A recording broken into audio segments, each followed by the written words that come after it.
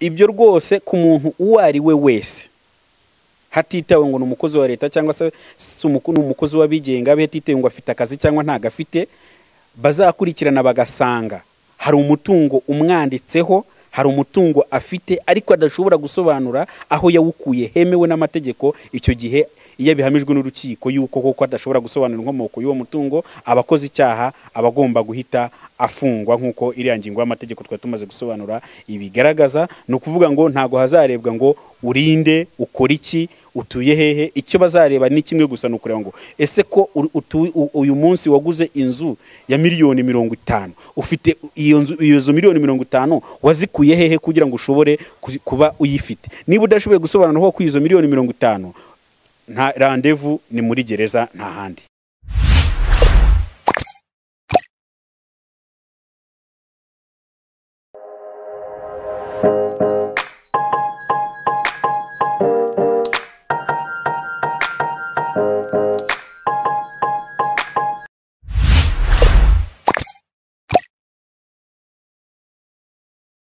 Mwiriwe nanone abantu bakurikiye Iganze TV.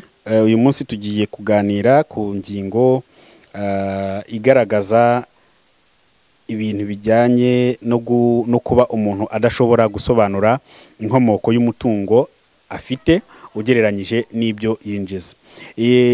Mu by'ukuri rero mu itegeko rishya rihana ibyaha bya ruswa ndetse n'ibifitanye isano nayo, umushingaamategeko yateganije yuko umuntu wese udashobora gusobanura inkomoko y'umutungo we ugereranyije n'ibyo yinjiza mu rwego rw'amategeko, iyo abihamijwe n'urukiko abasha kubihanishwa igihano kitari munsi y'imyaka 7 ariko nanone kitarenze imyaka 10, ndetse agacibwa n'ihazabu kuva ku nshuro 3 kugeza ku nshuro 5 z'agaciro k'uwo mutungo atashoboye kugaragaza inkomoko yawo mu buryo bwuzuye.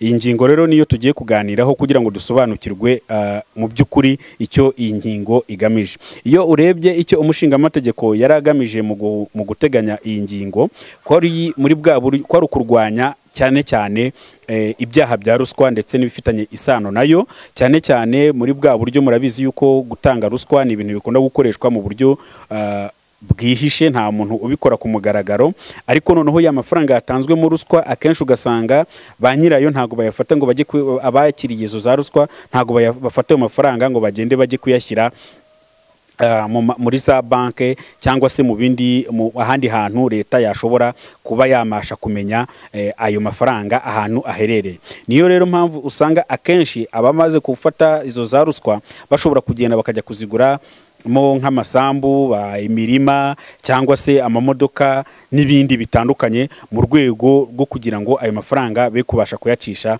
kuri za konti zabo.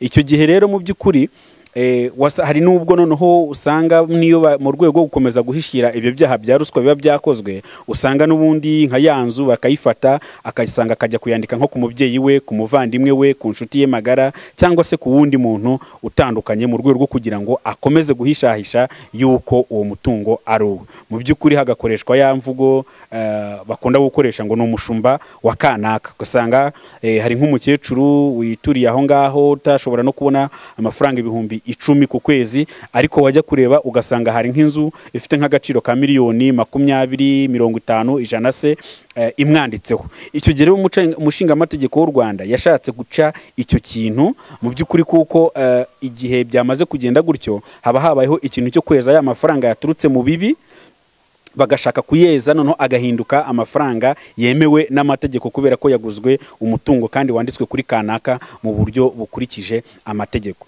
Niyo mpamvu rero umushingaamategeko yateganyije yuko igihe cyose wowe bigaragaye ko hari umutungo ufite ukwanditseho, ariko mu by'ukuri hakwitabwa ku bushobozi ufite bwo kuwugura cyangwa se ahantu wakura amafaranga yo kuba wagura uwo mutungo, bikagaragara yuko utashobora kubona ubwo bushobozi, nawe ntushobore gusobanura mu by'ukuri ahandi hantu wakuye uwo mutungo mu buryo bukurikije amategeko. Icyo gihe umushingaamategeko avuga yuko yateganyije yuko ugomba kubihanirwa, kandi igihano kitari gitoya, nuvuga ngo ni igihano gihera kuva kirenze imyaka 7 ariko nanone kitageze ku myaka 10. Reka noneho dufate nk'urugero kugira ngo rusheho gusobanuka neza. Hari umuntu wakiriye ruswa y'amafaranga ibihumbi 20.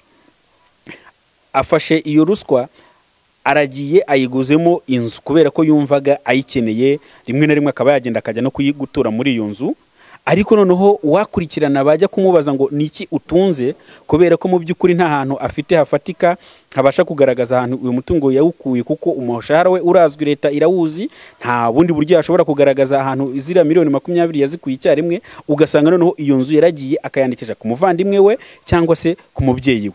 Icyo gihe rero nta buryo amategeko yari afite yo kuba yabasha kumukurikirana. Ariko muri iki gihe uko bigomba kugenda, leta izakurikirana imenye ngo ese iyi nzu ko yanditse ku mubyeyi runaka, ku muvandimwe wa kanaka, ese uyu mubyeyi, uyu muntu afite ubushobozi. Bazafata rero wa muntu bamubaze bati dusobanurire ahantu wakuye ubushobozi bwo kugura iyi nzu ya miliyoni 20. Naramuka adashoboye kubona ahantu yakuye buriya bushobozi bwa miliyoni 20 ngo agure iriya nzu, icyo gihe uriya mutungo, iriya nzu izahita ifatirwa, kubera ko azaba adashobora gusobanura inkomoko yayo, kandi nawe amategeko akamuteganyiriza igifungo cyo kuva ku myaka kirenze imyaka 7 ariko kitarengeje imyaka 10.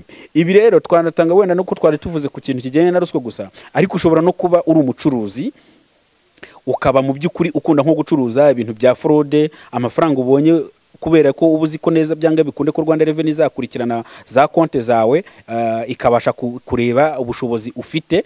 Noneho bajya kureba bagasanga uri umucuruzi, iyo ugiye udekarara yuko wenda amafaranga wungutse adashobora no kurenga ibihumbi 200 cyangwa se 300.